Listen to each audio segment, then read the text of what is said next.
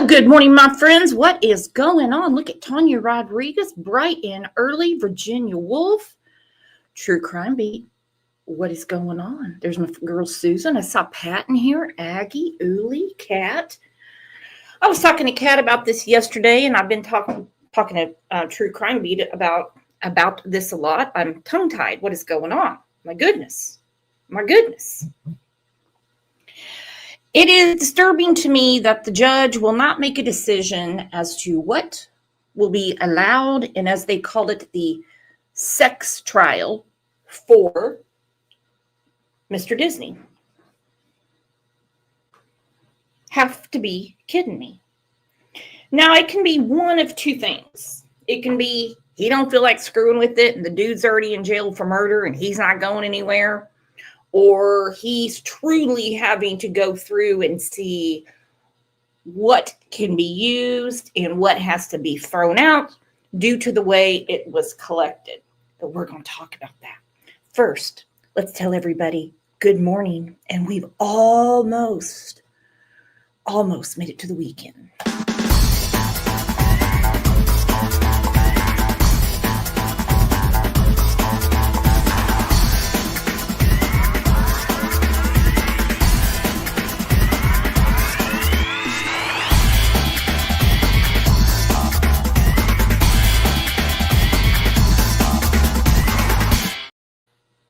Good morning.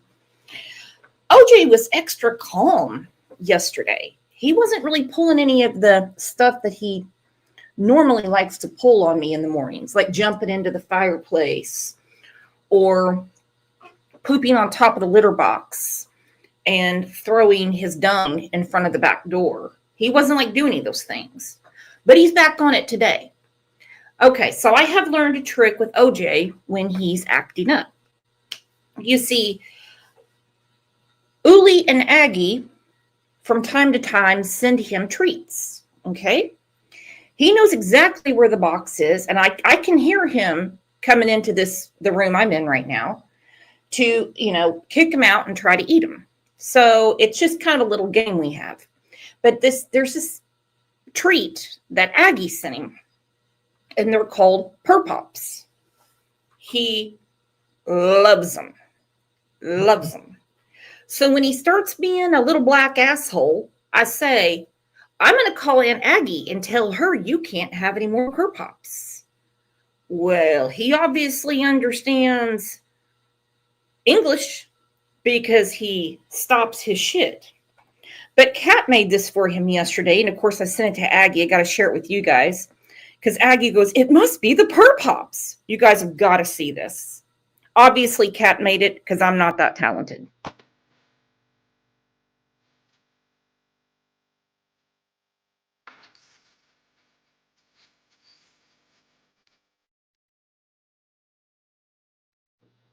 Look at that!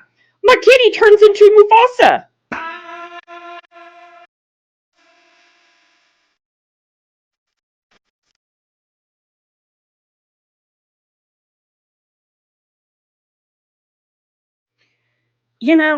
OJ has watched this. I can't tell you how many times now. I can't tell you how many times he's watched that video. And he looks at it like, damn right, that's me. You got it straight, finally. Finally somebody recognizes. Woo! And he loves Lion King. All right, let's get to it. All right, several weeks ago, we were talking about the judge's decision on what he's going to allow, what he's not going to allow. They have moved I'm just going to say SA trial to July. Okay? In brief, and this is the most recent article, the judge ruled to push back the sex trial. Ugh, that sounds so tacky to even say. For Mr. Disney to July. The trial was pushed back because the judge is still trying to determine what evidence will and will not be applicable. Mr. Disney is accused of killing and sexually abusing 13-year-old Madeline Soto. He was Jen's boyfriend. And if Jen had it her way, he would still be her boyfriend. Because as we know, as we know, she didn't find anything wrong with the sex stuff and wanted his dad to get him a high-powered attorney. Well, his Google searches say a lot too. This is from our friend over at Dynamic Reasoning, and this guy is funny. Just watch his reactions to Stefan's Google searches. You see that? Tell me it's not ironic that came across my news feed as I was uploading that last video to show you guys. This dude right here is a fucking monster. In fact, he's beyond that. What he did was sinful and sinister. This is sinister. He planned to kill this girl. 13 years old. She's a 13-year-old child. You looking up sevoflurane, the drug sevoflurane. How do you even know what that was? Google searches. It causes hypnosis, amnesia, and the lost ability to move muscles. Okay, that's something we haven't talked about a lot on here is his Google searches.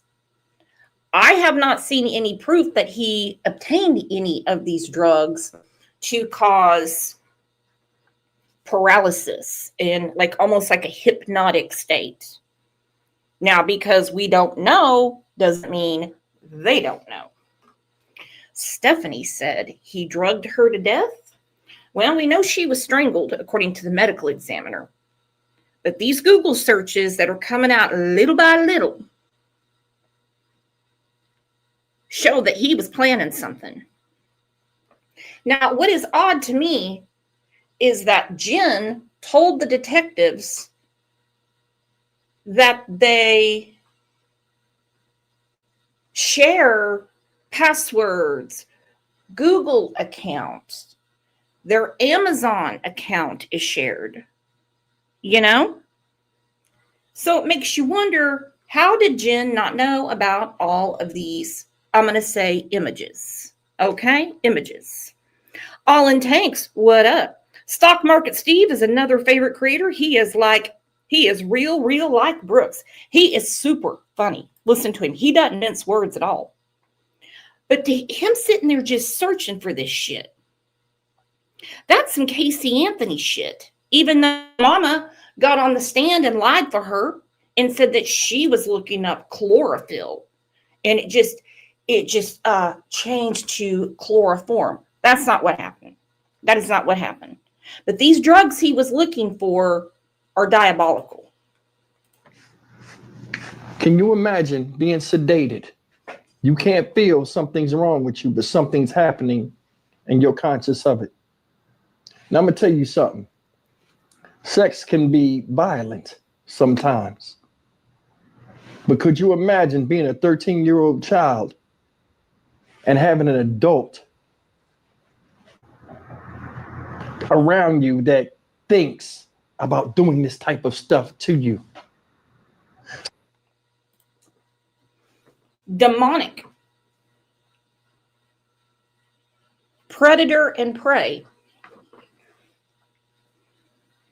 We've heard Jen Soto talk about how he was so thick and he only wanted the Hershey Highway from her, but it just hurt too bad. Okay, so Mother of the Year tells her little girl, go to room number 4 and keep old Stefan company. We know that's what happened. We know that's what happened.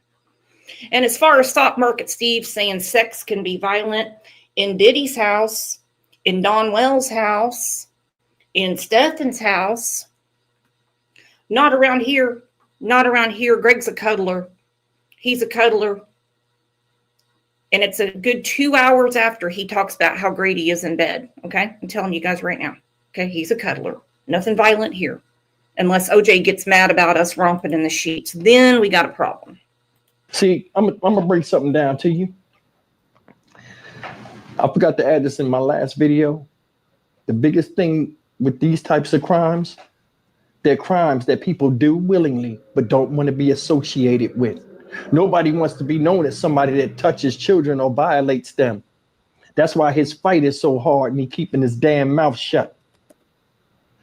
This is why I say prison should not apply to people like this. This guy needs to go, and he needs to go out in the most violent way possible, because no matter what you do to him, it won't bring back this child. Now, there's big discussion or debate of whether the mother knew about this or not.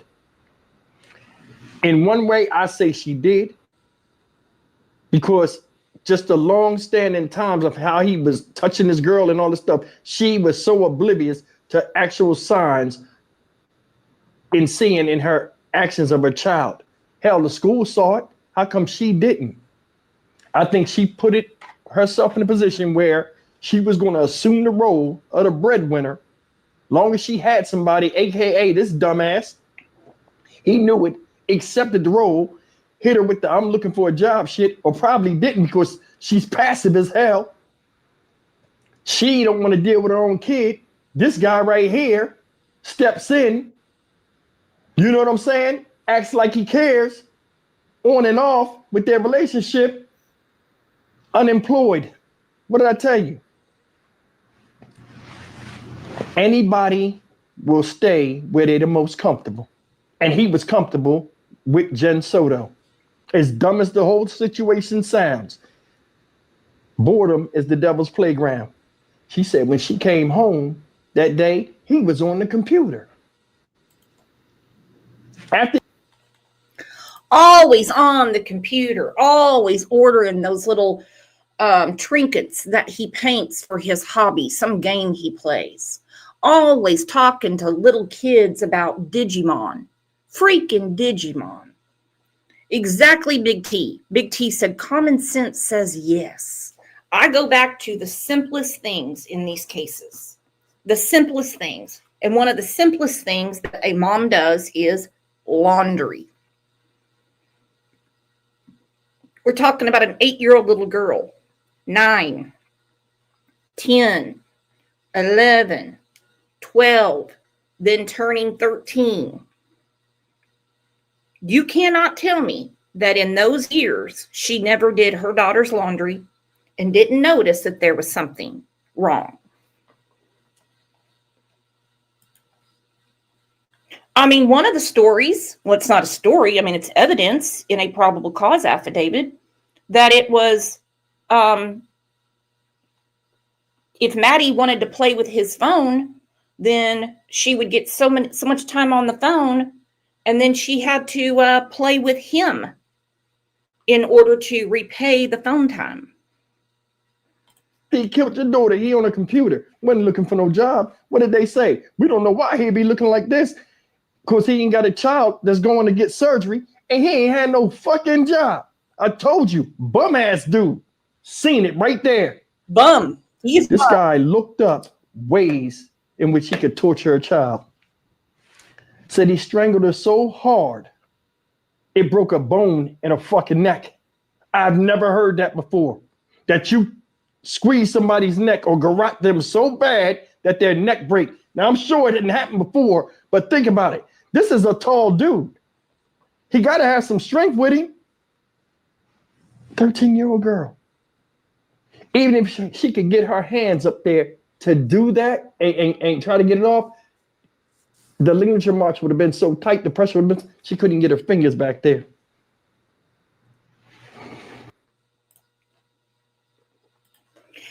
Tio Girl said, think they were selling pics and videos? Well, and I saw an entry in the court document. You know, I was playing Google Lawyer that day, and I saw that Homeland Security is also investigating this case. That tells me a lot. That tells me a lot. Because when we're talking about dark web, deep web, Lexus systems, and stuff like that on the computer, that's when Homeland Security comes in. No scruffy ass deputy in Osceola County or Orange County or around Kissimmee or whatever is going to do that. Homeland Security will do it.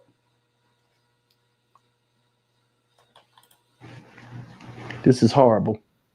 I mean, just thinking about the Google searches, he planned on ending this girl's life. I don't know if she played a role in you know, in it, meaning like, you know, hey, I'm a tell or I'm tired of this. When I turn 13, I don't want to do it no more or whatever. But either way, this guy plotted to kill this girl. And that's your proof right there. That's how I see it. Why would you look up stuff like that? You ain't doing it to the mom. And another thing is this, besides all the crazy stuff that you hear, you know, with her telling him to go inside the room, her go in the room with him, her bedroom's supposed to be downstairs in the living room, but she's sending her upstairs to bed with this man and all this other stuff. He give off weird vibes to where if I was a parent, just seeing his interaction and how he was acting and just how he carries himself, maybe it's a man reading another man, I'd have been suspect to him. I'd be like, Maddie, how you feel about Stephen? Tell me the truth. You like him or you don't like him? Because let me know, because I'll get rid of him right now. I wonder what Maddie would have said. But see, this woman's so wrapped up in working, and he have it in a position. See, I'm gonna show you how, because he's a master manipulator. I'm gonna show you the square. I don't think Jen was wrapped up in working. Jen can't keep a job. Matter of fact, she even tried to be a dog walker for a while. She was like, I'm home 24/7 so I can walk your dogs. Oh, okay. You're home 24/7, but you don't know what this man is doing to your daughter? You have no idea? Tanya Rodriguez, my girl. Brooks, Jen reaction since day one, she knew everything. I agree. Tanya says, I mean everything.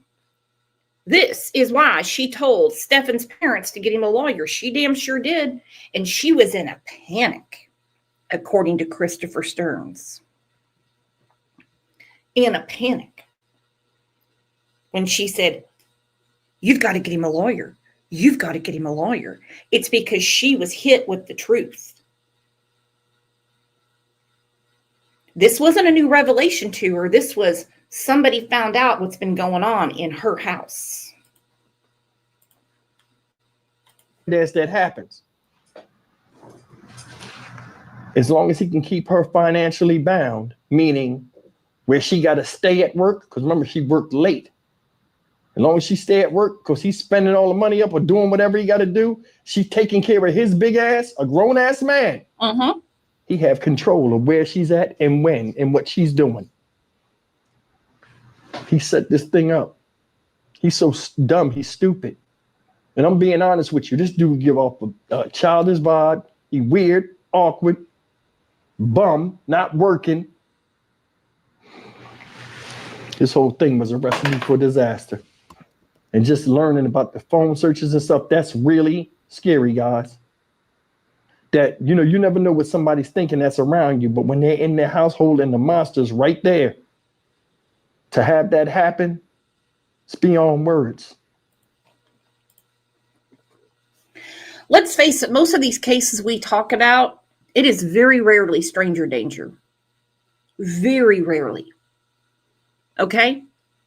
These abduction cases, like Michael Vaughn, Elizabeth Smart, J.C. Dugard, Sean Hornbeck, they're anomalies. They really are, because it is totally a stranger. Sarah Ann Wood, we spoke about last Thursday. Normally, like Stock Market Steve said, normally it's somebody that has direct access to the child or the parent themselves.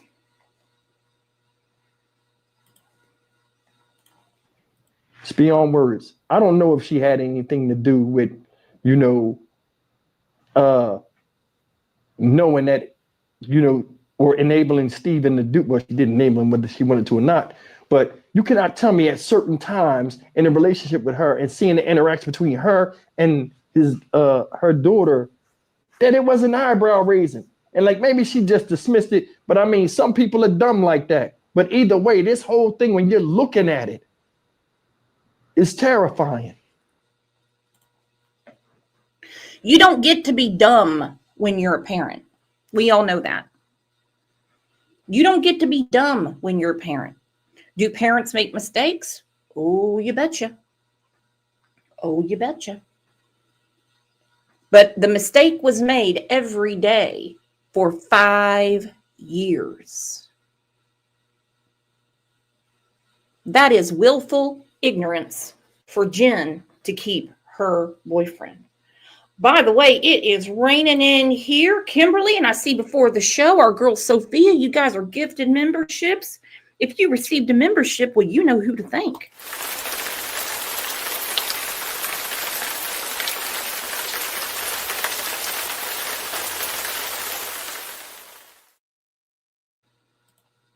All right, check out Stock Market Steve's channel. It is a good one. He does not mince words. All right, a further look at the evidence. Again, I don't want to say I'm stressing about it. I'm just confused as to what the judge can really be looking at. Wouldn't you think it's all applicable? What part of he volunteered his phone and then he's brought in and he says, oh, I accidentally factory reset it. He served their case up to him on a plastic 4th of July platter at a barbecue. There you go. Want some sauce with those ribs? He damn sure did.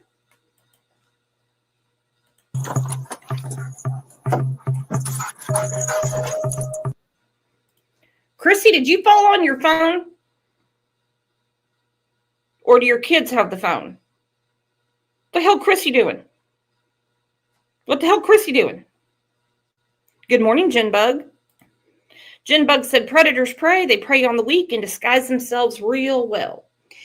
And that's exactly what happened here. It comes down to, what about Jen? Now, goofy-ass Gray Hughes keeps saying she's a victim too. She was groomed as well.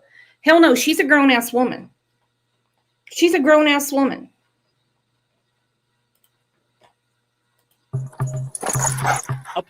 Chrissy, one of your kids has your phone. Ha! Look, Chrissy goes, the kids are playing. Police canine trained to detect the scent of dead bodies checks out a silver Lincoln MKZ belonging to Stephen Stearns, the last person to see. Just look at him. Come on, ladies. Just look at him. And that baby talk. Just look at him. 13-year-old Madeline Soto alive. The dog does not appear to notice anything unusual. The canine handler then brings the dog over to a white Nissan Sentra belonging to Soto's mother, Jennifer. According to investigators, the canine alerted to possible human remains near the rear passenger wheel well. Earlier that day, authorities arrested Stearns for sexually molesting Madeline. At that point, investigators believed she was likely dead, but they did not know where her body might be.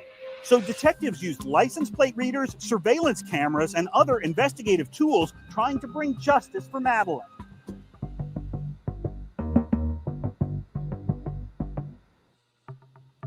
What was she last seen wearing? Green hoodie, Green hoodie, white Crocs. white Crocs. Stearns told investigators he and Madeline woke up in their Kissimmee condominium early that morning, climbed into his silver Lincoln, and headed off to school. We made such good time. I mean, we were so impressed. We made such good time getting out the door. I mean, we were probably out by 7:30, 7:45. But at that very same time, 7:30, detectives say surveillance cameras at the Venetian Bay Village's condo complex captured video of Stearns putting trash into a dumpster. Deputies later followed this trash collection truck to a sorting facility. In the trash, deputies say they found Madeline's backpack, her school laptop computer, and one white Croc. According to investigators, a matching white Croc was located in the bedroom of Madeline's mother. She was asleep in the car most of the time, just snoozing until we got there. Stearns told detectives that Madeline was not awake during much of the drive from the condo to Hunters Creek Middle School, located about 6 miles away. Do you remember what time you dropped her off? I estimated it to be sometime between 8:20, 8:40. But at about that very same time, 8:19 a.m., detectives say surveillance video shows Stearns and Madeline returning to the condominium complex through this security gate. The female appeared to be completely slumped over and with her mouth ajar, investigators wrote. They believe she was dead.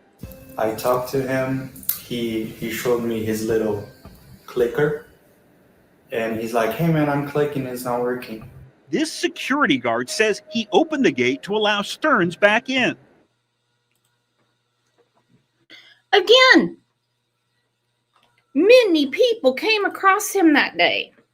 Now, mind you, the evidence they're talking about here has more to do with the murder than the essay. I mean, I want him nailed to the wall for all the above. Okay? All the above. And if they get down with this trial in July, he's going to get life. If everything's allowed, okay, he'll get life.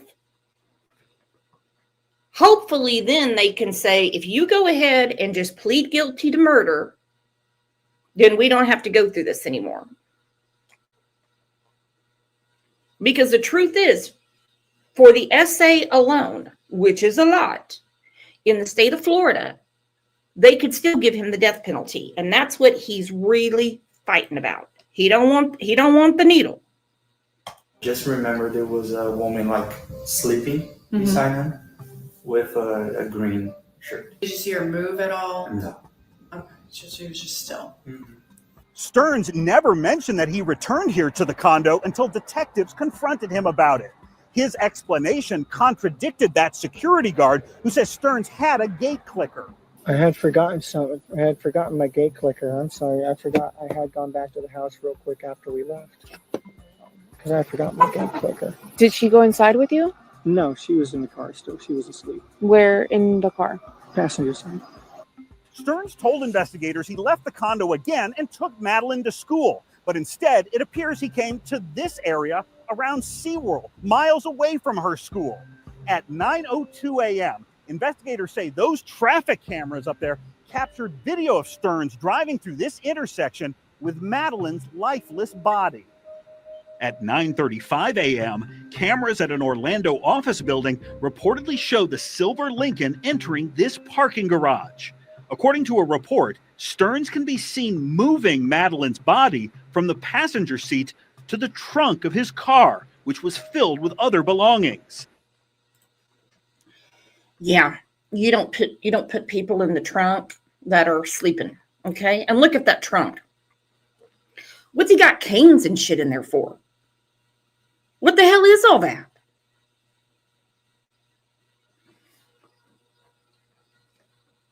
Junky ass. At 10:14 a.m., cameras captured the Lincoln returning to the condo again. Detectives asked Stearns why it took him nearly 2 hours to get back from Madeline's school. Can't explain it. I wasn't going anywhere in particular. I wasn't doing anything in particular. At 12:19 p.m., security video reportedly shows the silver Lincoln leaving the condo once more.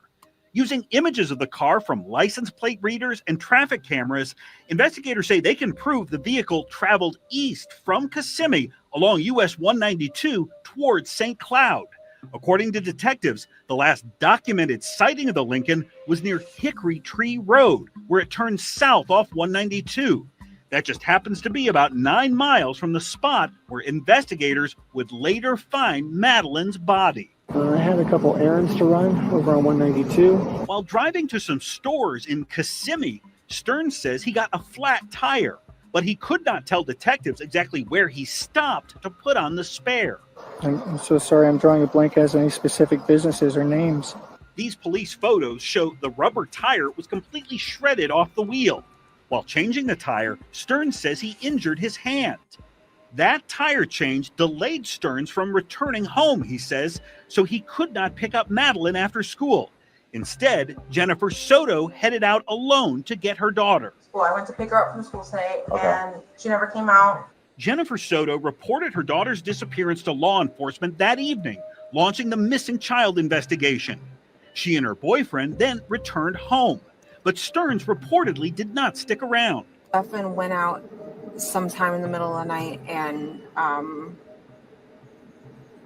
went searching cruising around to see if he could figure out where she might be. He went cruising around to try to figure out where she might be. That's not at all what he was doing. We all know that. He was not. He already knew where she was. He was looking for a place to put her. What car was he driving? My car. Detectives say they have images showing Jennifer Soto's white Nissan leaving the condo around 3 a.m. and then taking the exact same journey towards St. Cloud that Stearns reportedly made hours earlier. So he keeps going back to the exact same place. The exact same place. And good job on the dogs. Watch the puppies. A police canine indicated the Nissan may have come in contact with a dead body at some point. Stearns denied knowing anything about a late-night trip in this car. I don't recall us going anywhere last night, but honestly, at that point, my brain was mush and I was on so many tranquilizers. 4 days after. Who says tranquilizers? He was on so many tranquilizers? Wouldn't people say I had just taken my medicine? Or is this dirtbag remembering all the Google searches he was doing because he was planning her demise? That's quite a word. After Madeleine's disappearance, Kissimmee police asked the community for help pinpointing where Stearns may have changed the tire of his silver Lincoln. If anyone saw this vehicle or noticed anything suspicious, we're asking that they call Crime Line. Hours after that news conference, a witness came forward claiming he saw a man who resembled Stearns changing a tire right here on Hickory Tree Road. Just a few feet from here, over that fence, and in those trees back there, investigators found the body of 13-year-old Madeleine Soto. The medical examiner determined she had been strangled to death. Stephen Stearns has been indicted by the grand jury on first-degree murder for the killing of Madeleine Soto. The state attorney's office interviewed Jennifer Soto after her daughter's body was recovered. She said she did not know Stearns had been molesting the 13-year-old and did not know how Madeleine died.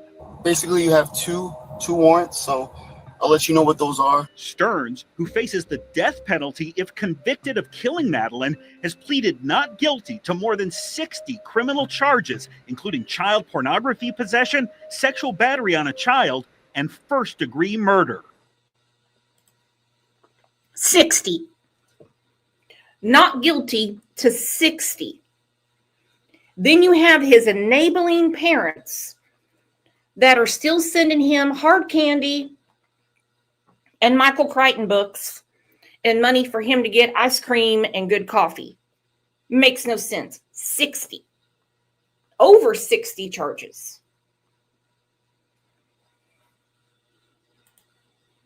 Absolutely nuts. Then we cannot ignore what the roommate said about what a creeper he was. You cannot tell me that the roommate, who is a very, very, very, very good friend of Jen Soto's, never mentioned to her friend, hey, this dude you're bedding down with, he's a creeper. Have you not noticed anything odd about him? Have you never noticed there's just something a little off with him? Because you know the girlfriend's going to say it. Wouldn't you?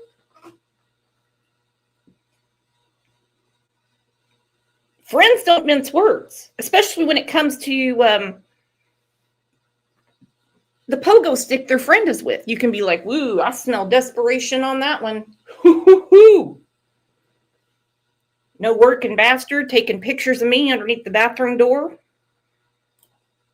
Stearns is one disturbed man, and as I dig more into the case and uncover more information, I truly hope he never sees the light of day again. He is absolutely despicable. Information has now emerged from the roommate that stayed in the house with Jen Soto, Maddie, and Stephen too. In interviews conducted shortly after Maddie was reported missing, police spoke with Angelica Negro, the roommate of Maddie and her mother. Her answers were given in Spanish and translated by a detective. Police revealed that Stephen had placed a camera under the door of the roommate and secretly took nude photos of her. Angelica was asked Stephen sleeping alone with Maddie in the bedroom. She said she has witnessed this, describing them as being extremely close and a father-daughter type of relationship. The night before Maddie was reported missing, she recalled hearing something coming from Stephen's room, which continued until she fell asleep. She also noted that Stephen was behaving unusually. She said she saw 3 tools on the table, one of which being a hammer. She didn't recognize the other 2 tools. Stephen was also washing clothes, something he never does. The roommate noticed something was up with him. How did Jen not? Next morning, the roommate reports hearing a power tool sound coming from inside the house. When Jen Soto asked Stearns about the tools, he replied that he was finishing up a project, though he did not specify what the project was. The nude photos of the roommate was actually found on Stephen Stearns' phone, and police asked her to confirm whether that was her being photographed without her knowledge. Prior to seeing these photos, she couldn't believe he could do something or hurt Maddie. Now, seeing these photos, she believes that he is capable of anything. Her perception of Stephen had changed after she was made aware of the photos. Police have not yet filed charges against Stephen Stearns for the illegal recording of his roommate. As for Jen Soto, whether she knew what was going on or not, it doesn't seem like charges are coming for her, even though many hope and pray she gets charged. It was her duty to make sure Maddie was safe under her roof.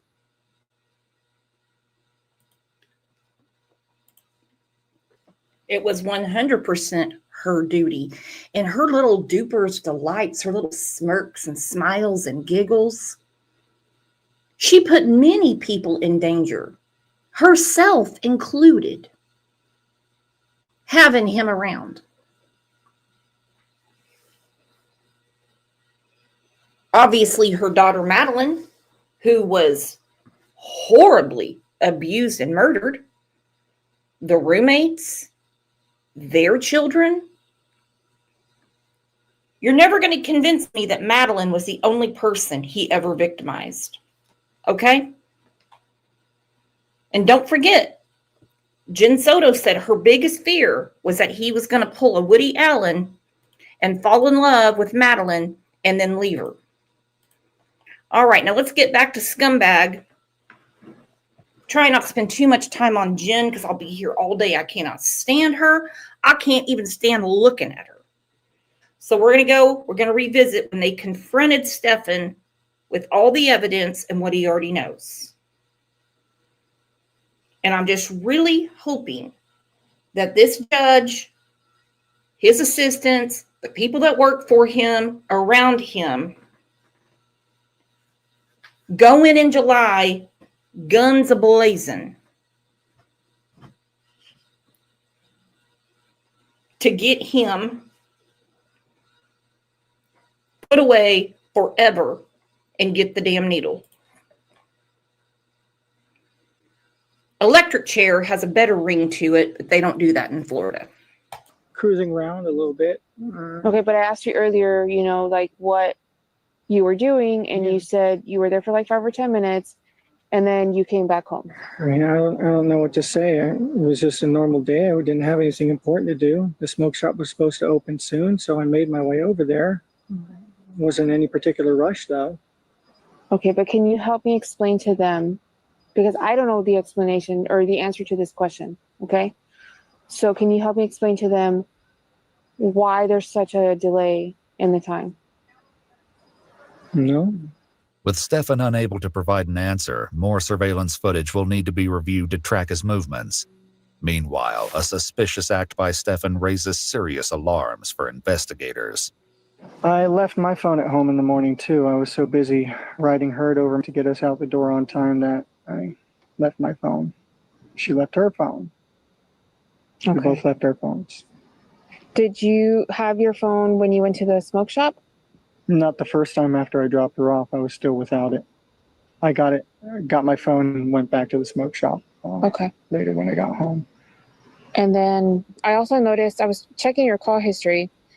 I noticed that you don't have anything before this morning. Is that unusual on your phone? No, it's a new phone. Stupid. I went to do an update yesterday morning, and I don't know what the pardon me. I don't know what the heck I did, but somehow during the massive OS update, I managed to factory reset my phone and lose all of my contacts, all my information. Jennifer also corroborates this story. So right there, they already know it's a lie. He says, it's a new phone. So why would you need to do an update on a new phone? It's already going to be updated. It's a new phone. You know, the massive OS update. I ignore that shit. And what are you doing screwing around with your phone knowing that there is someone in your home that's missing? These people in their electronics, when someone around them goes missing, tells you a lot. Because it'd be the last thing on your mind. Angel Lion said he could get a deal if he gives up Jen. My understanding is there is no deals for him. There is none at all. None. It is the best deal he could possibly get is to save everybody their time and money, go ahead and plead guilty, and then they would take the death penalty off the table. That's the only thing I could imagine. As she explains the moment the supposed accident took place. And I said, how the hell does that happen? That gives you options now when you reset your phone? He goes, yeah, apparently I wasn't paying attention and I just pressed the button and it happened. And I said, oh, that's unfortunate. That sucks. When asked, Stefan voluntarily hands over his phone and investigators. Okay. Right there. He voluntarily hands over his phone. Now, he did not voluntarily hand anything over until he did the accidental factory reset. Then you have Jen, willful ignorance, sitting there going, I said, how did that happen? About the phone being reset. She probably told him to do it, or they're going to find those pictures. She probably told him that. Now, remember, he also wanted to get into his email to check his Amazon packages. Come on. And then she tells him, well, that sucks. You're really having this conversation with a statewide search looking for your daughter?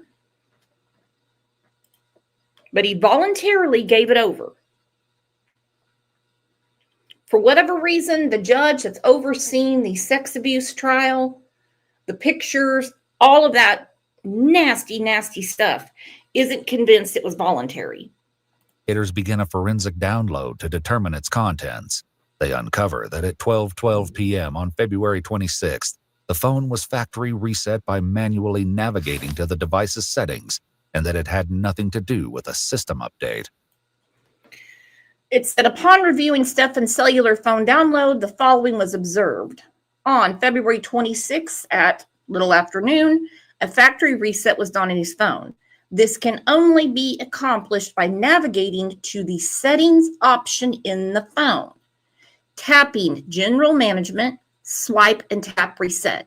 The tap factory data reset and then review the information. It gives you many, many, many warnings. Do you want to do this? Do you want to do this? Do you want to do this? He makes it sound like something just popped up and he hit it. They also discovered that a password must be entered and that it's unlikely, if not impossible, to be done by accident. In the meantime, Jennifer explains that Stefan had an intense reaction to leaving his phone in the hands of the police.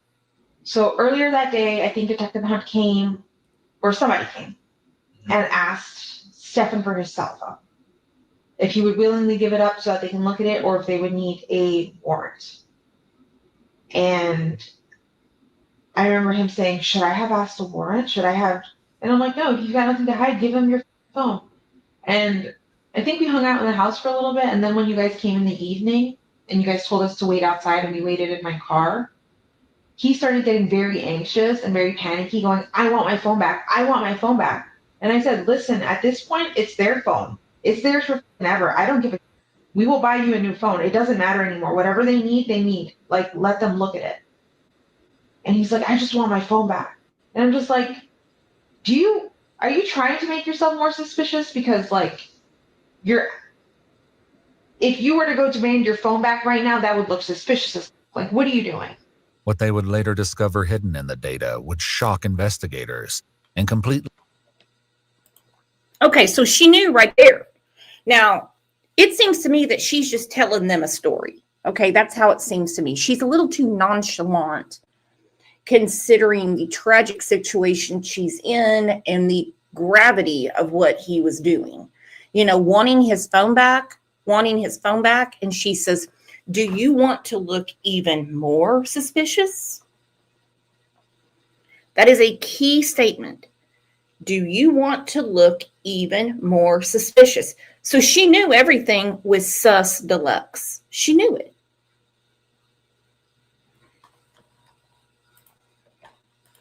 Change the course of the case. Meanwhile, as Stefan's account of the day continues, he explains that he left the apartment once again around 12:30 in the afternoon. I had a couple errands to run over on 192. She was talking about making a BJ shopping list. She just wanted to make sure I was back in time for us to both go pick up. So I was visiting some card shops around the area on 192. I'm kind of a nerd, so we had a new trading card game release, and I was seeing what the situation was with it. Jennifer describes Stefan as an avid gamer who collects figurines, trading cards, and retro toys such as Tamagotchis. Do you remember what places you visited? Yeah, Coliseum of Comics. Exactly, Tanya. They both thought everything was erased. These investigators, they're probably going through their own damn phones going, okay, how would I do a factory reset? They're like, you have to have a password. You have to go into your settings. You have to go to general management, and it's going to give you several alerts to do it. She knew. She knew. She knew. And he's kind of doing like a Candace Wells. Okay? In reverse, though, because he's already gotten rid of Maddie's body by now, or knows where he's going to put it. So he's given himself an alibi. Gonna go get some vapes. You know, I'm a big nerd, and I like that game, Magic the Gathering. So I had to go to the card shops because there's a new game launching. You know, normal things for a grown man. Okay? Freaking water guns and Digimons. Would that not be a red flag, ladies? Would that not be a red flag? Talking to little 8-year-old boys about meeting up to trade Digimons with them? Bingo, True Crime Beat. Suspects are always busy on the day of a crime. Have you not noticed it? They have got a lot going on the day of a crime. Look at Candace Wells. Busy bee. She had a lot going on that day. Look at Stacy Wandra, Sarah Wandra, Adrienne Lucien, and Brandon Shirtliff. They were super busy that day. Super busy. Look at Letitia Stout. Super busy the day of Gannon's murder.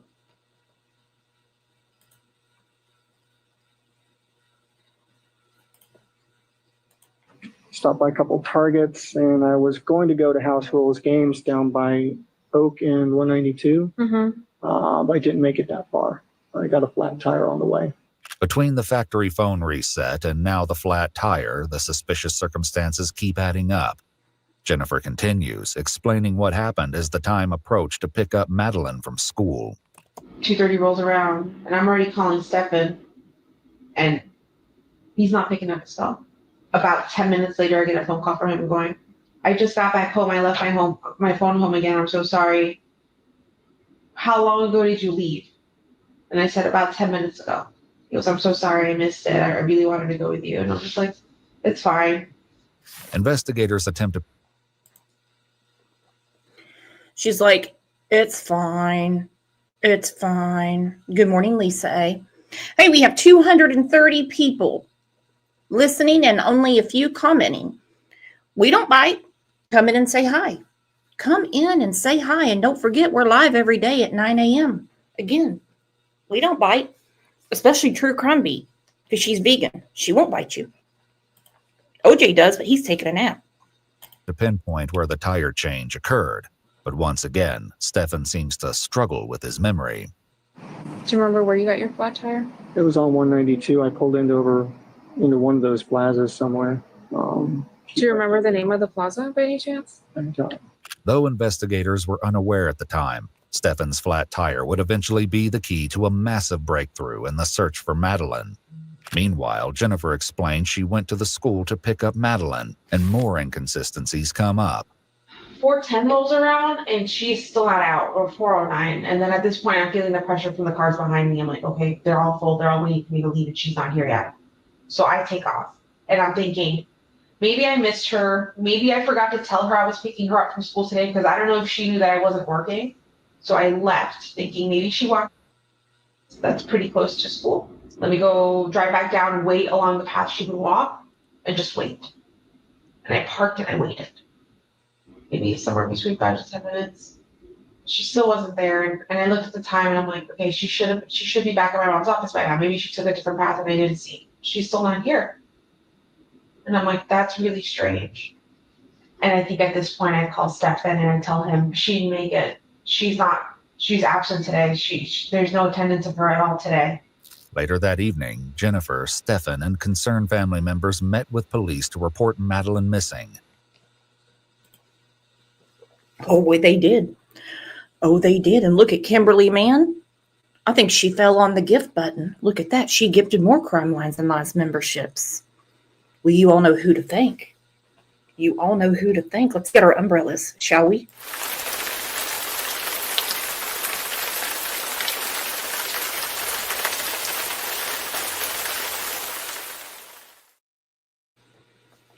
Nikki B1 said, why didn't she just park outside the school and go looking for Maddie and go in looking for Maddie? Exactly. Because she knew. She knew. Remember, her big alert was she emailed the teacher. Then she went to her mom's office. That'd be the first thing you'd do. Be like, I'm getting in that damn school. I'm going to find my daughter. No, not her. Not her. And all this talk about Botox and everything. Look at that face. Do you think Botox is going to help her? Look at that. I don't care what she's got getting done. Now she's got blue hair. And she lives with her sister and she's door dashing. Detectives noted several discrepancies in Jennifer and Stefan's accounts.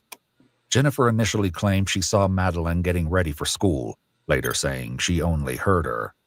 Curiously, she'd corrected Stefan on what Madeline was wearing earlier, despite initial statements that she never saw her.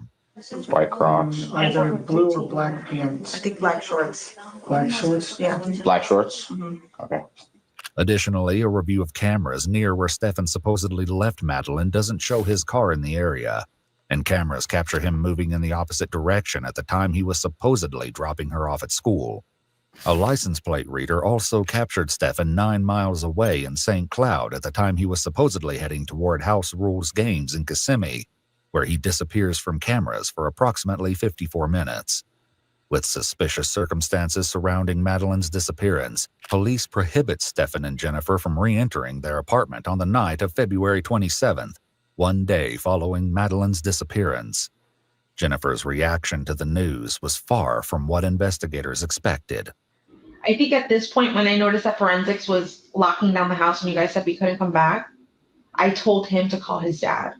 Because I had a feeling y'all knew something and it was going to come down on him. And I'm just like, they're focusing on the wrong person. They have the wrong person. In my head, I'm convinced you guys are that you had the wrong person. I started saying to him, like, I think they're focusing in on you. Like, you need to call your dad and I think we need to get you a lawyer. How did he feel when you said he needs a lawyer? He didn't believe me.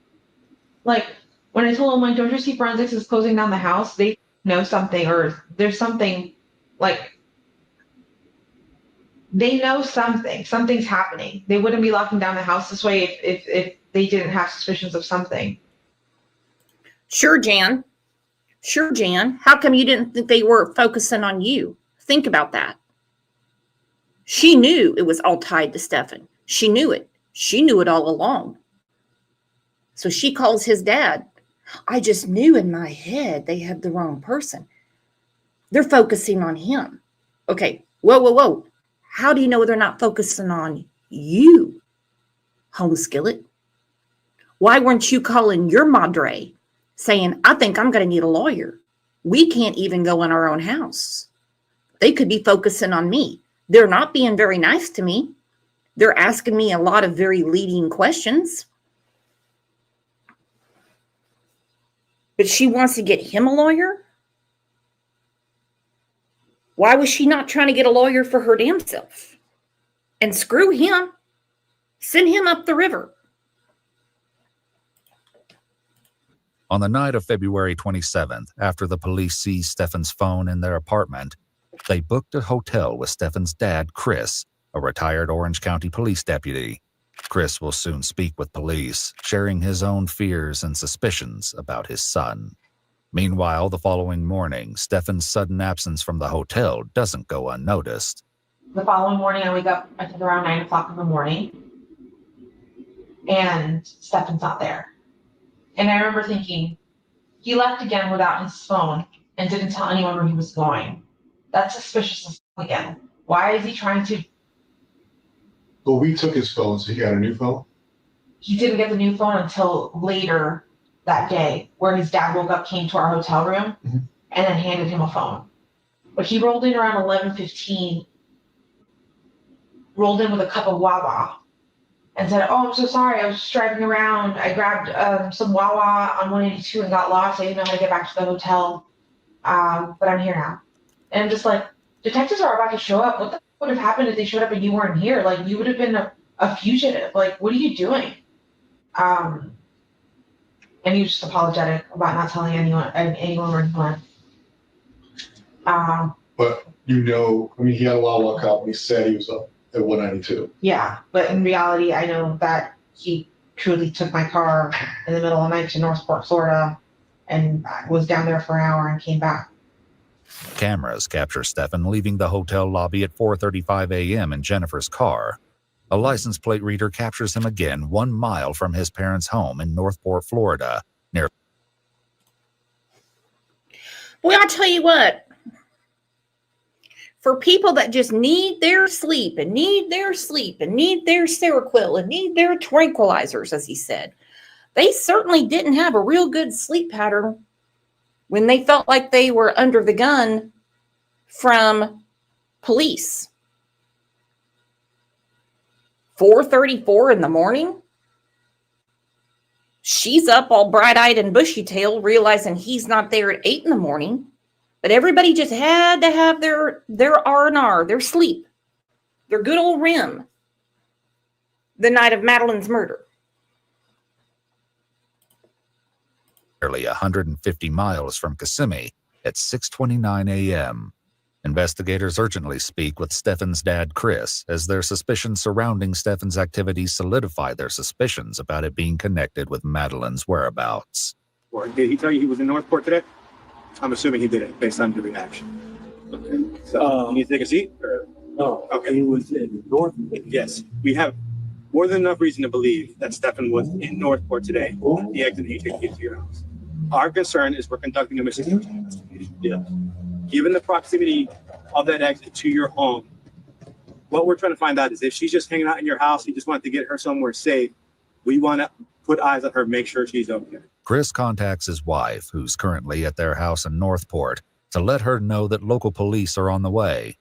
Meanwhile, Chris theorizes that if Stefan were hiding Madeline, there may be another place worth searching. They're going to come over and want to search a house for, apparently, can I tell them? Yeah. Apparently, Stefan made a trip down to Northport last night. Or this morning, I should say. I have no idea. But there's a storage unit, but he wouldn't have access to the keys to the storage unit because I have the only key to it. And that would have been locked in my car, and he would have had to come in my room, which he didn't have a key to get into it. Chris cooperates fully, giving police permission to search his home and the storage unit in Northport for any sign of Madeline. Meanwhile, Chris describes a haunting suspicion he shared with his wife once they learned of Madeline's sudden disappearance. When I left last night, I said, hey, I turned to her and said, do we really know? Is he capable of doing something harmful to her? Why would you suspect that? Because some inconsistencies of phone calls he had with me didn't add up. Okay. So I'll give you the sequence. He calls me mid-afternoon, 3-ish, maybe 3:45 or something, and say, I just had a flat tire. Okay. How the f- did you get a flat tire? You just drove over to Kissimmee. You took her, maybe you're running an errand, but where would you have gone to get a flat tire? It was several hours later, around 5 p.m., when Stefan told Chris that Madeline never showed up for school. Meanwhile, Jennifer shares similar concerns about his activities. Him disappearing to Northport. What the hell was he doing? That is suspicious. I mean, now that I know that that's where he went, that is suspicious as all. Why did he go to a storage unit facility? What was he grabbing? What was he trying to dispose of? Or what was he trying to hide in the that to me is suspicious. What Stefan was doing in Northport and how it's related to Madeline's disappearance will be revealed later. The home and storage unit are searched, but no sign of Madeline is found. In the meantime, Stefan is brought to the police station just after his return to the hotel on February 28th, unaware that his many lies are about to catch up with him. What happened to him? Flat tire. I haven't changed a flat tire in about 10 years. I made a rookie mistake and had my thumb too close to where the jack of the frame meet. And it slipped, and the frame came down on my thumb and pinned it between the jack. What about the other scratches? Courtesy of a janky tire iron and the road. Did you bleed at all? Yeah. Guarantee when they scraped those for DNA, they found Madeline's DNA. Oh, I hurt my thumb. I hurt my pinky finger. I haven't changed tire in 10 years. Well, we know he didn't. Okay. Now, do you find it odd that Jen's on high alert at the hotel?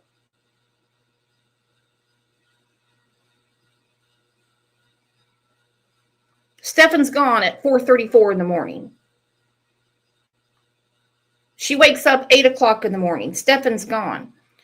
Why did she not have any questions about where he was all day long?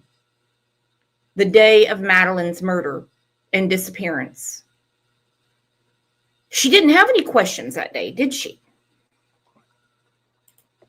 These are defensive wounds. These are defensive wounds. Because his DNA was found under Maddie's nails. Imagine those final moments for her. This one had some blood and this one had some blood, but not much. It clotted fast. Do you know what popped your tire at all? No idea. Tire just started going floppy and then Pretty worn out or way something? floppier and then just completely freaking separated. Thank God we had a spare in the jack. Jinky as it was. So typically when changing a tire and stuff, you tend to get brake dust and dirty and all that. Yeah, I'm Did you happen to, positive that I breathed in some freaking brake dust or tire dust or something because I was coughing the rest of the afternoon. would you end up doing a cleanup or stop the bleeding and stuff? Nothing, actually. I just You didn't went get too home and dirty? washed my hands and that was it. Your clothes get all messed up and all, or Not bad, surprisingly. what were you wearing by chance? This. So I think still wearing this. I'm still wearing the same clothes. Oh, so you kept pretty clean. Try to, I guess. Earlier surveillance footage showed him wearing a red shirt as he threw away items in the trash compactor, left the apartment complex, and returned with Madeline. However, when he's captured on camera at a smoke shop later that morning, his clothes have changed. You weren't wearing a red shirt? I was wearing a red shirt early in the morning. But I changed clothes later because that shirt was in a couple days with that one. And the flat tire happened after that. After further review of security footage from the apartment complex, Stefan was seen visiting the trash compactor multiple times throughout the day. At 4:35 p.m., around the time Stefan claims he learned of Madeleine's absence from school, he's seen throwing away a piece of a damaged tire. However, this wasn't the only thing Stefan discarded. Too old to lie to people, too old to beat around the bush, and we seem like we're having a generally good conversation right now. Okay? The only thing that I ask for from you is, and I will reciprocate, I want you to be honest with me as much as I'm being honest with you. Okay? Nowadays, cameras are everywhere. Okay? So we see you at the guard check. Okay. We see you go by the dumpster. Okay.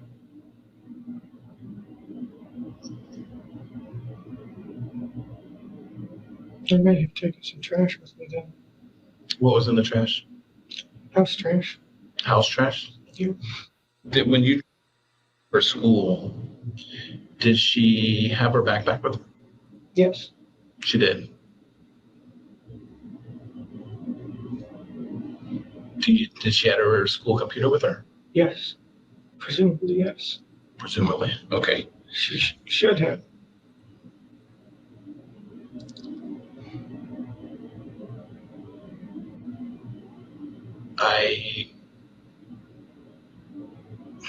Once again, this goes back with the whole honesty thing.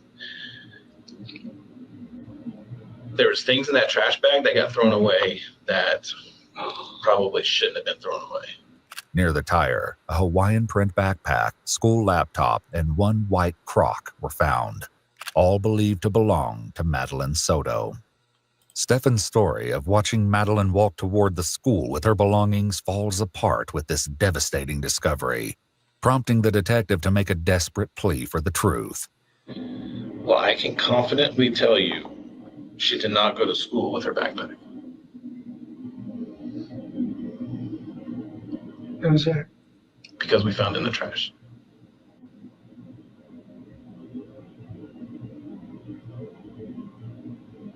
So, Stefan, here's what I'm asking you and pleading with you is to dig down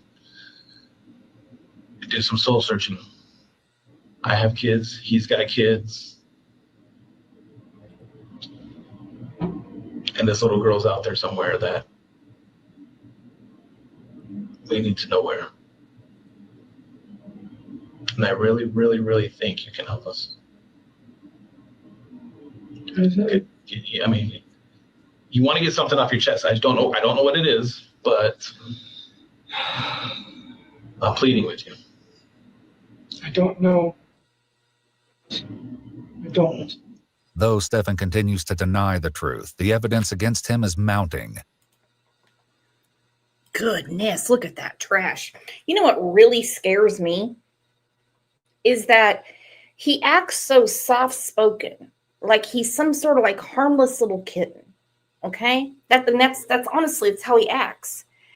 And the violence that he put this little girl through for years, from the age of 8 up until her murder at the age of 13. And he tries to act so cool and so helpful, you know, with his answers. And look at what he's done.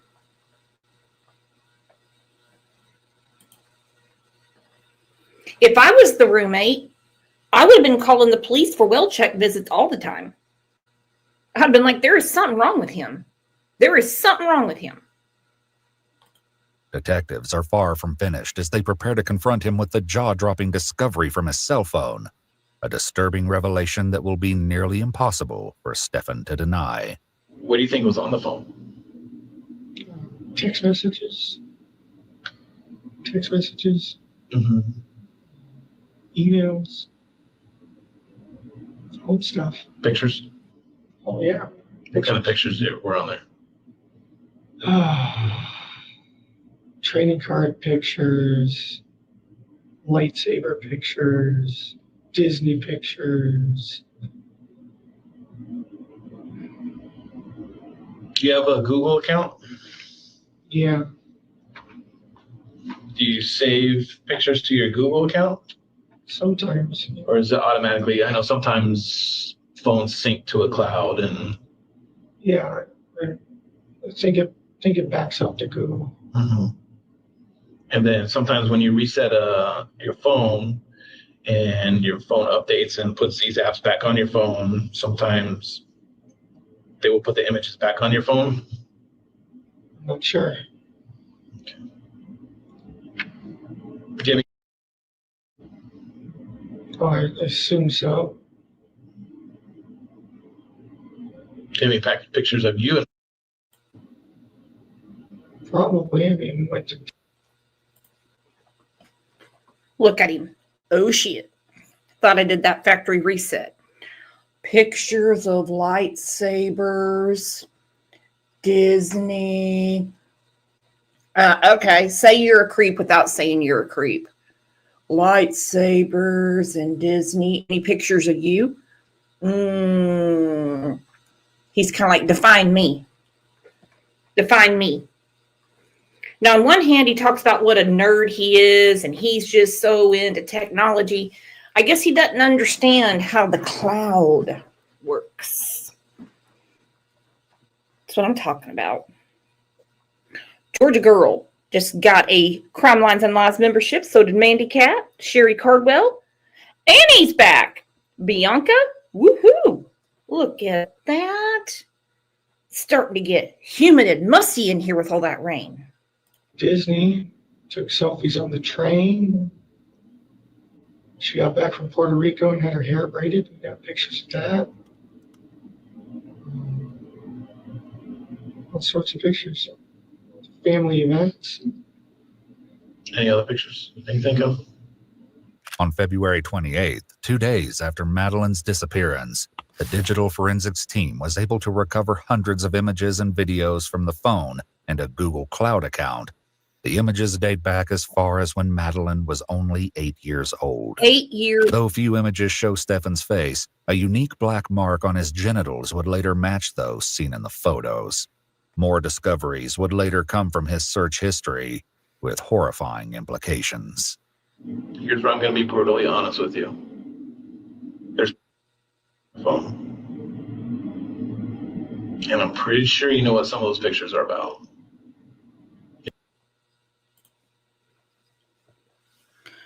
This dude's kind of like, look, I got a bucket of chicken at home.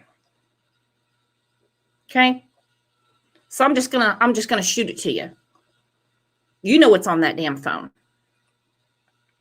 One case file excerpt said, image file depicting Madeleine, approximately 11 years old, 5 months. Stefan is inserting his into Madeleine's mouth while she appears to be sleeping. They have never released any toxicology on Madeleine. I'm sure they're saving that for the trial. Not going to be shocked if she wasn't drugged regularly. Wood chipper. I agree with Jenny. Wood chipper. Who would even think this? Who? You're a very intelligent person. And I don't want you to discredit yourself by saying you don't know about all the pictures that are on your phone. You understand what I'm saying? So do you want to add to the list of pictures?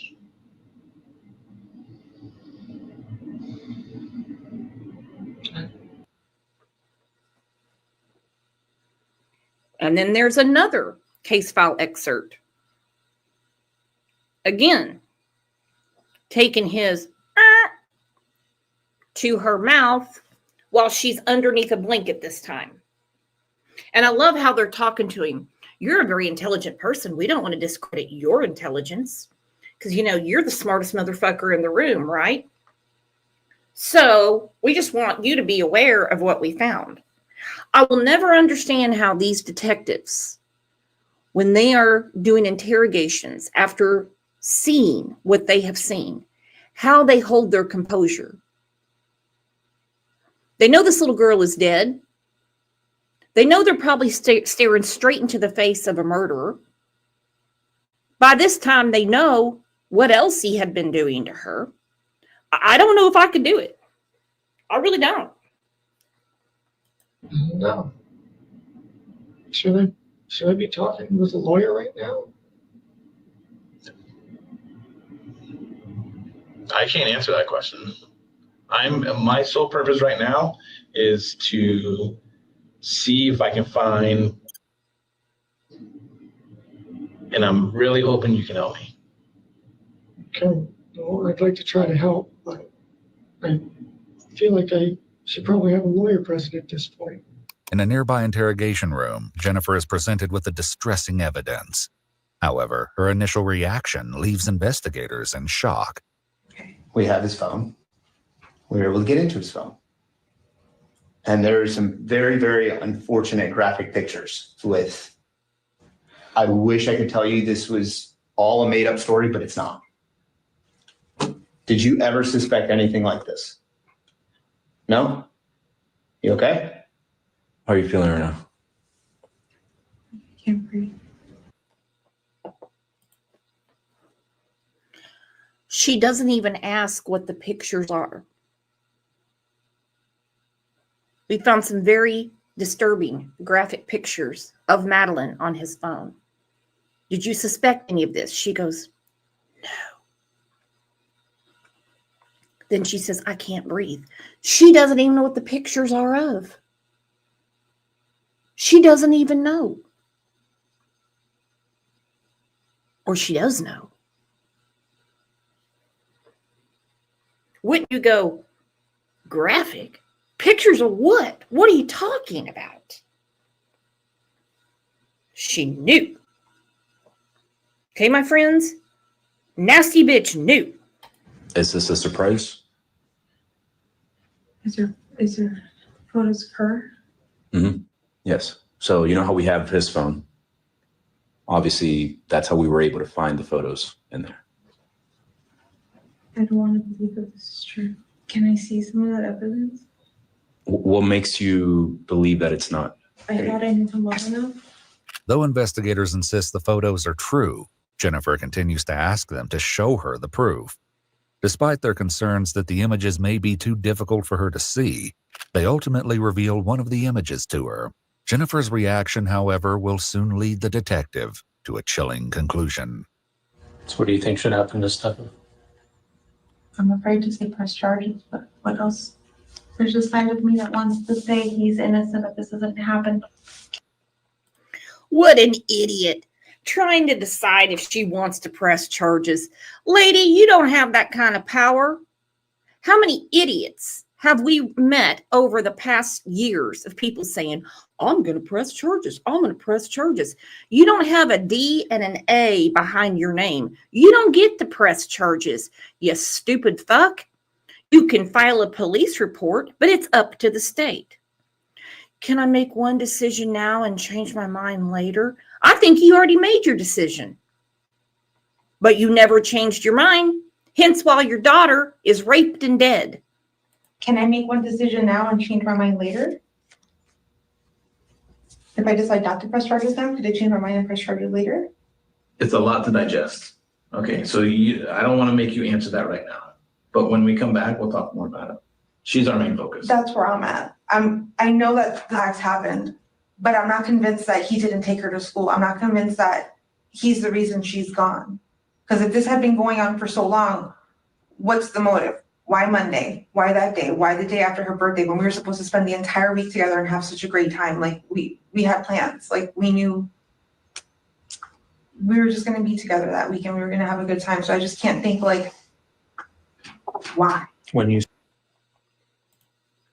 Okay, she's looking for a motive. Now, I think this is the part where Gray Hughes feels sorry for her. I don't. Okay? I don't. She's basically fessing up saying, okay, so I know those things happen. That's what she said. I know those things happen. But what's the motive? If this has been going on for so long, here's what's funny. The police never said this has been going on for so long. This could be one picture. Well, they did say graphic pictures. This could be recent. But she immediately says, okay, well, if this has been going on for so long, then why Monday? Why the day after her birthday? We were planning on having a great week together. It's really important when you think about what she just said. Super important. Well, if this has been going on for so long, did you hear one detective say to her, this has been going on since your daughter was 8? She already knew. She already knew. You say, what's the motive? What are you assuming? That she was taken. Not that anyone that I know has done something to her, because I feel like nobody I know would do something to her, would hurt her, would murder her, anything like that. In addition to the photos, several items were located in a search of their apartment, including a firearm found in Stefan's room. In Madeline's room, a phone tripod was located inside a drawer, and a pair of men's underwear was found in a laundry basket. Police noted that a specialized light source was used on Madeline's bed, and Is it just me, or does anyone else find it odd that his dirty boxers were mixed in with Madeline's clothes? Did he really think Madeline was going to do his laundry? Southern Mama said, in my opinion, she wasn't looking for a motive. She was wanting to know how much law enforcement knows. Woo! Yeah, she's getting slippery. Jay said, why wasn't her guilty conscience strong enough to stop that from happening to her daughter? Wouldn't we all like to know? She wants a motive? She wants a motive? Why were you tracking her periods, Jen? Why did you take your 12-year-old daughter to Planned Parenthood? Why? areas of fluorescence were observed on her comforter.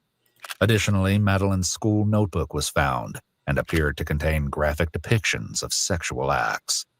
The evidence is enough to charge Stefan with sexual battery, and after more evidence is collected by police, he is placed under arrest. The investigators are still looking for Madeline, and despite the overwhelming evidence of Madeline's victimization, it still isn't enough to convince Jennifer that Stefan had something to do with her disappearance. We know what happened. What if he's telling the truth about dropping her off and driving away and driving around in circles and getting to the babe shop? Because I know there's banks around, right in that same plaza. There must, in an Amscot, there must be video of him pulling into that plaza and waiting. What do you mean? What's your question? If you guys have found evidence of him being in front of the store like he said he was, like it's possible that his story might be true and somebody else could have taken her. Like, I'm just thinking, like, what if we're focusing, like, okay, the sex things happened, right? But what if that's completely a side thing and not having to do with this, like her missing? 2 days after his arrest on March 1st, Madeline is still missing, and the detective once again confronts Jennifer, this time to share a troubling. What a sicko. Okay, we have the sex thing, but what if he is telling the truth about dropping her off, and he went to the vape shop, and he went to the card shop, and he went to the plaza? You know, lady, at this point, you should be like, look, I'm going to murder him myself. I wouldn't worry about getting him an attorney. Okay? I wouldn't worry about it. I'd be getting an attorney for myself because I'd be getting ready to pull some time to kill bullshit. September Virgo, thank you for the super sticker. She said, hey, gorgeous, I don't have one drop of sympathy for Jen, and she's as nasty as he is. Oh, she certainly is. Some days I have to really struggle with which one I hate more. I really do. I really do. Instead of her wanting to lawyer up for Stefan, you would need a lawyer for me. Because old boy would be in the swamp, okay? he'd be gator bait. Okay? He'll be gnawing on those big old man boobs he's got. Plain concern. I think at a certain point throughout this relationship, you became aware of it. And for whatever reason, your reasons are your reasons, whether it was discussed that it would stop, whether it was discussed how it would go, that you feel some sense of guilt. A lot of the news statements you've given kind of, again, my opinion only, I don't speak for anybody else, whether it's in this room or out of this room, bother me. I feel like some of your sadness is not real sadness. I feel like when you gave the interview with Fox 35, it was not sincere. Looking at that video one time, I didn't feel like your cries were sincere. And I'm not saying that because you're a bad person, but her going missing, her disappearance, if you have knowledge of how it happened, where it happened, an inclination, that emotion's not going to feel sincere because you're already aware of what happened. It's almost. Boom. Boom. I love when he said that to her. When I saw you on Fox 35, you didn't look sincere to me. Maybe your tears were. Nothing seemed sincere because you already knew what happened. Now, for me, the interview would be done. I'd be like, no, I'm not doing this with you. No. But he's spot on. And that's, you see her sinking back into the couch. Why? Not because she wants to take a nap. Her body language. She's floating away. She's going back. She's going back. Because she knows that they are on to something. If I knew anything, I promise you, I would tell you. Like, I am willing to take a lie detector test, whatever the you want, but I don't know anything. He's never mentioned anything. I've never seen any signs. I tried watching her like a hawk. I thought I was doing a good job, but I wasn't. Regardless of whether Jennifer was aware of the situation, the reality remains that Madeline hasn't yet been found, and uncovering where she is and what may have happened to her is still the priority. We currently have upwards, probably 200 people working on finding. Anybody who is somebody is involved. Yeah. So, regardless of the circumstances, those people don't get to go home. Those people don't get to go back to their families. Those people don't get to live their lives and go back to their primary jobs. This isn't something that's going to stop or go away. I can tell you, and I know detectives expressed to you that the thought process at this point is this is a homicide investigation. Yeah. Based on the evidence I've seen, based on the videos I've seen. Further review of the surveillance footage, which shows Madeline traveling with Stefan in the early hours of February 26th, leads detectives to draw a heartbreaking conclusion. They note that the slumped position with her head leaning is not a common sitting position, and horrifically, perhaps indicates that Madeline may not be alive. Additionally, footage captured in a parking garage shows what appears to be Stefan carrying Madeline from the front passenger seat to the trunk at approximately 9:41 a.m., the time when Stefan claimed to be meandering around while waiting for the vape store to open. Without her body, however, their conclusion is only a theory. Meanwhile, a startling admission by Jennifer will soon lead to a brutal confrontation by the detective, whose patience appears to be wearing thin. Have you talked to Chris about Stefan needing a lawyer? Yeah. When? I think when you guys showed me the photos. So we showed you photos. No. First thought you had was to ask his father if he should get a lawyer. No. I knew that was true, right? That's evidence. That's for real. That's happening. But I kept thinking, they're going. I don't know why I can't tell you why my brain kept thinking, no, he didn't kill her. Not that he didn't kill her, but she's still missing. She's still out there. She was taken. Yes, he's done this to her, and that's not okay. Look at her protecting the abuser. Look at her. She's like trying to level with the cop. Okay? She's leaning up now after he already told her, you're not sincere. I saw you on the news. You already knew all this stuff. You don't even have a surprised look on your face when we show you stuff. Somebody took her, so that's evidence. That's evidence. Okay, so, you know, we'll just forgive and forget that. But, you know, somebody else did this. She's sick, man. She's sick. But I swore she was still, I felt in my body she was still alive. She was still out there. I felt in my body she was still alive. I told Chris to get him a lawyer because I felt like you guys were chasing the wrong person. But you weren't. Because you offering him a lawyer is very weird. I know. Her replies to the details about the severity of Madeleine's assaults appear to be the final straw for the detective, as his confrontation grows more heated. You prioritized him by offering him or telling his dad to get him a lawyer. Not what the did he do? Hey, we need to figure out what happened. No, Yep, we can't forget this. Kaika, good morning. Love your comments. She said, plus the pregnancy test was gone or used, as Jen slipped up saying she kept a couple in the cabinet. Then she made it more clear she had a pack of 3. One was gone. Jen wouldn't need a pregnancy test because unless things have changed, you can't get pregnant from butt sex. She also, Miss, I watch my daughter like a hawk. The only thing she was truly watching was Madeleine's menstrual cycles. let's protect Stefan. I was in shock. No, that's not shock. That is your natural instinct to protect Stefan. I don't know why I said. But that's the problem. You don't know why. Does your role in her life lead this to happen? I'll be honest. Yes.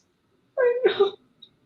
Since she was a child, since her victimization started, it occurred under your roof and you acted like it didn't exist. And knowing the victimization, knowing how ongoing it is, knowing that you saw a picture of it, not just us telling you, not me and him saying, hey, listen, he's being, I think they had a bad relationship. They showed you a picture of it and you still protected him.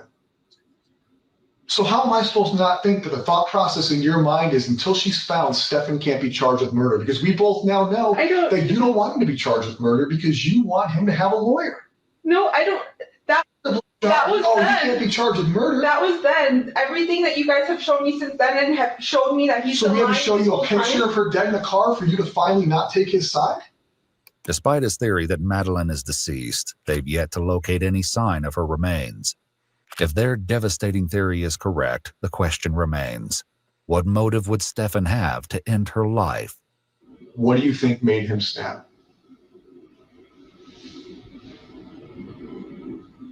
I don't know. Theories, I keep hearing Tell me your theories, because here's the deal. We don't go home until she's found. No, I know. So what are your theories? What I've heard is, what if she upset him and threatened to tell me and say that she was going to tell me and he needed to shut that down? That's the only thing. What do you think? I don't want to believe he killed her. But from what you guys are telling me, he wants to kill her Sunday night and snuck her body out in the morning.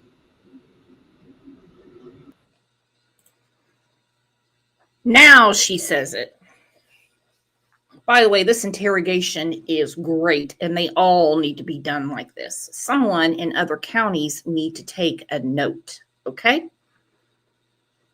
She goes, he must have killed her on Sunday night and snuck her out Monday morning. Oh, really? You just put that together? You just put that together? You knew. They're looking straight at you saying, I saw you on Fox 35. You're not sincere. Your emotions they don't add up with someone whose child is missing. You're not legit, girl. That photo you guys showed me of her stuck in the car. You don't want to believe he killed her. I want to believe she's still alive and that she got kidnapped, but that doesn't seem like that's the Well, that's case not at right. all. No. I know. I know my brain just wants to believe something else. I just want to believe she's still alive and she's out there. Explain your reasoning behind those assumptions and we'll move forward day by day. So he had access to benzos and I think Lunesta. What are those? I'm not familiar with that. Benzodiazepines are anxiety medications which relax you and can make you sleepy. Okay. And Lunesta, I think, is a sleeping medication. Okay, I'm going to reenact this. All right? I need to have my camera on for this. She's rubbing her eyes. I want to believe this kid is alive. I just want to believe. My brain wants to believe. Then they're like talking about benzos and shit. All of a sudden, she's a street corner pharmacist. Benzos are anxiety medication. Lunesta is, I think, for sleep. Well, she dries that shit up real quick, doesn't she? She's alive. It's my brain in my body. Now, all of a sudden, we're talking about pharmaceuticals, and we got all that cleared up because that's something she knows now. Like for insomnia. So I don't know if it's possible he gave her something and she was drugged. In those photos that you showed me where you're saying she's dead, maybe she was drugged. But if she is dead and it was done upstairs, I could just only imagine that he choked her. I don't know how else you would kill someone and not leave a mess. Okay, this makes my stomach hurt. This makes my stomach hurt.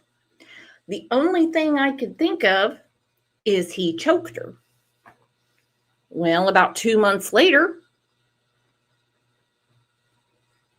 we get confirmation from the medical examiner saying she was strangled. Well, that's the only way you could kill somebody without making a mess. She knew. She knew. Who could imagine their little girl being choked? Horrifically, a search for the medication sevoflurane was discovered in Stefan's Google account on February 12th and 14th. It's described as a volatile anesthetic that provides hypnosis and amnesia and is most commonly used for surgical procedures. An additional search was made to determine whether or not the medication would show up in tests. Still, based on what he's seen, the detective isn't willing to entertain the idea that Madeline was merely sleeping. We know he killed her. We know he drove out of there on Monday morning. We know he discarded her backpack in the trash dumpster. We know he discarded her laptop and one shoe, right? So all her property was discarded to look like she's gone. That way he doesn't have evidence with him. But then you have all these suspicious times of when he's left and come back and he's gone here and gone there. So what do you think he was doing on all these suspicious times? He's roaming 192. What do you think? Knowing what you know now we can play. You know she's dead. You know that we've given you information. What do you think, knowing what you know, he was doing on 192? He was doing here. He was doing here. He was doing in Northport. What do you think? So him leaving early in the morning and driving around aimlessly somewhere. I feel like he stashed the body at that time.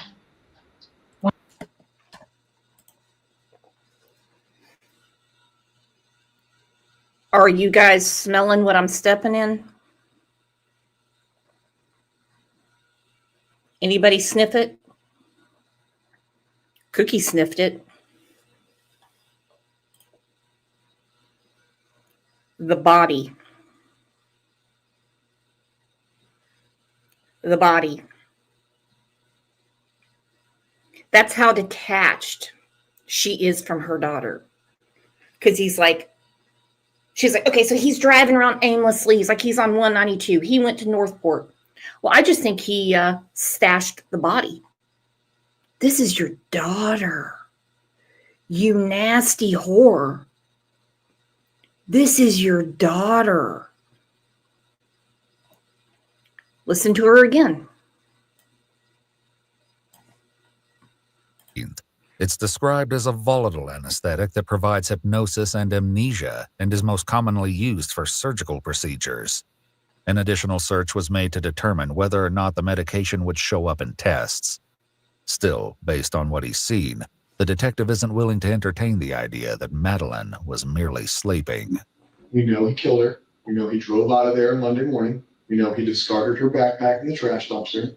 We know he discarded her laptop and one shoe, right? So all her property was discarded to look like she's gone. That way he doesn't have evidence with him. But then you have all these suspicious times of when he's left and come back and he's gone here and gone there. So what do you think he was doing on all these suspicious times? He's roaming 192. What do you think? Knowing what you know now we can play. You know she's dead. You know that we've given you information. What do you think, knowing what you know, he was doing on 192? He was doing here. He was doing here. He was doing in Northport. What do you think? So him leaving early in the morning and driving around aimlessly somewhere. I feel like he stashed the body at that time. On the screen, you can see it. She said, I feel like he stashed the body at that time. This is your little girl. This is your baby. We're not talking about some homeless dude that got hit and someone said, I stashed the body because I don't know who it is, or saw a body and called the police. She can't even give her the dignity of using her name. These dudes are pissed. If you notice at the beginning of the interview, old boy here in the short sleeve black shirt, the one that's really been doing the interrogation, he had kind of a normal skin coloring. He's beat ass red right now. You know why? Because he's pissed. When he came back and then left again. But see, it's daytime. Like, how could you move a body or move something in daytime and not be seen? But like, I feel like he went back to check to make sure he did a good job, or to move the body again. And it gets even more twisted, which is why I can't wait for them to put some cuffs on her. Maybe he went to check to see if he did a good job, or maybe to move the body again. What the F? I don't know. Detectives would eventually discover what Stefan was doing in Northport, along with a shocking discovery which will be revealed later. Still, Stefan has 54 minutes of unaccounted for activity in the area of St. Cloud, 9 miles from Kissimmee. Jennifer, however, claims she has no idea what he may have been doing there on the morning of February 26th. I didn't think he ever even knew where St. Cloud was, because we've never driven down that way ever. So you live in Kissimmee, right? Yeah, I know, but to me, he's never had a reason to ever drive down to St. Cloud, like ever. He had plenty of reasons. And she effing knows. Let's please not forget that his buddy Santa lives in St. Cloud. And he got scooped up by Homeland Security. The minute they started knocking on the door, his son David Cox, who was also in on the CP, he decided to go to hell early. He had buddies there. This church that Stefan said he dropped Madeline off at for her to walk to school because she was embarrassed by his car, that's the church that Santa goes to. Well, used to go to. He's got a different church now. He's on his knees in a different way in jail now. Investigators continue to pry information from Jennifer, unaware of just how close they are to a major breakthrough. For now, Jennifer poses a dark and twisted theory for where they might search for Madeline. If I were him and I had to stash a body, but I would never do this. My mind would say to go to Lake Toho. There's a lot of woods there. There's a lot of gators. She probably told him to go to Lake Toho. She goes, if I was going to stash a body, not that I would go to the lake where there's lots of gators. Is this not sick? This bitch is demented. I told you, there's going to come to a point where we will. Volusia County Sheriff's Office just found somebody the other day that's been missing for a long time. People get found. Sometimes it's quick, sometimes it's not quick, but we will find her. What you need to think about is when you find her, is there an opportunity or a chance that we are going to prove that you did not assist us to your full capability in this investigation? And if that is true, we need to think about the consequences of that. Consequences of hindering a murder investigation or a capital sexual battery investigation could be punishable up to probably the same charges, the same time in jail. I know you know that I don't believe what you're saying, and I know you know that I think you prioritize Stefan. Oh, that's brilliant. I know you know that I don't believe a goddamn thing you say, lady. I know you know that I think that you prioritize Stefan over your daughter. Did you see him sit up when she said the body? And if I was going to stash a body, I'd go to the lake where there's gators. Did you prioritize jail? You see what I'm saying? Like, if we come back and prove that you sat in this room and misled us, that you didn't lead us in the right direction, or that you assisted, or you acknowledged, or you knew, you're going to get warning from jail. If I knew anything, I swear I would tell you. At 4 p.m., just minutes after Jennifer's interrogation comes to a frustrating end, a call reaches detectives about a witness who claimed to see the suspect vehicle and a man fitting Stefan's description changing a tire near Hickory Tree Road, the location where Stefan disappeared from cameras in St. Cloud. The witness reveals the exact location where locked gates separate the road from an area of private property.